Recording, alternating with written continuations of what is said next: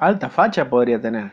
Pero bueno, es lo que hay. Muchas personas confunden el nombre de un edificio con el nombre de una congregación. Hay quienes creen que el edificio en el que se reúnen los hijos de Dios es una iglesia, pero la definición de diccionario del vocablo iglesia es conjunto de personas que profesan la religión cristiana, aunque etimológicamente significa algo más cercano a asamblea de los llamados a salir. Por lo tanto, la iglesia son las personas. El edificio en realidad es el templo. ¿Enseña la Biblia esto?